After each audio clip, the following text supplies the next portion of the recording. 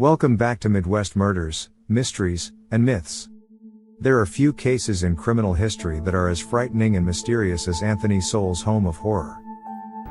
This is about some dream, man. I just took my garbage out. Join us as we look beyond the doors of this infamous house, and what horrified a community. Anthony Sowell's seemingly ordinary home on Imperial Avenue became the focal point of unimaginable tragedy, leaving a lasting imprint on the community. A registered sex offender, with a history of violence and criminal activities, his home was known for the place to have a good time. In 1989, he was convicted of attempting to choke and abuse a young woman. He was released in 2005 after serving a total of 15 years in prison. However, his dark desires exploded once more, prompting the horrible events of 2009. In October, police officers conducted a search and detained Sowell after a woman alleged that he had abused her. What the officers found during their search was heartbreaking.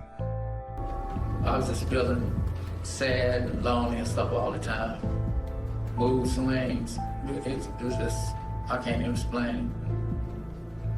A stench had been hovering around the area, but no one realized it was the smell of decaying human flesh, instead assumed it was a byproduct of a nearby sausage factory. The first day of investigation, they discovered 2 decomposing remains.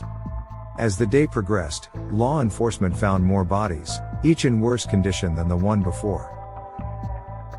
4 bodies were discovered throughout the house in different states of decomp.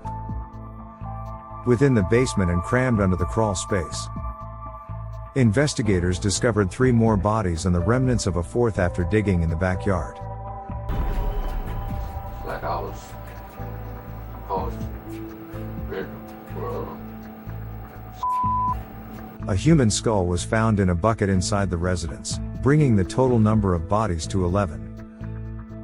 The number of violent occurrences linked to Sowell indicates that he became addicted to the sex-related thrills typical to serial killers. This discovery shook Cleveland to its core. Anthony Sowell was a serial killer, and his home had become a cemetery for his victims. I just don't remember. It's like 2 of me or something. I just don't know. That part is missing.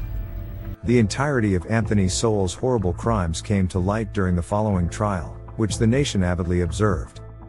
Jurors toured the home where the horrific scenes had taken place. In its bedroom where life and death were entwined. Their verdict ultimately decided the fate of the man who was accountable for the murder of 11 innocent people. We take a moment to commemorate the lives lost, each person a treasured individual with ambitions, hopes, and aspirations beyond the headlines and judicial proceedings.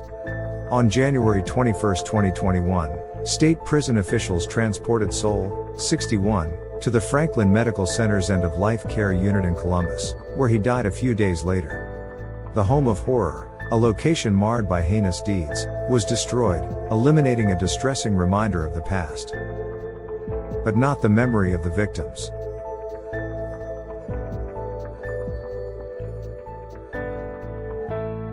Thanks for watching.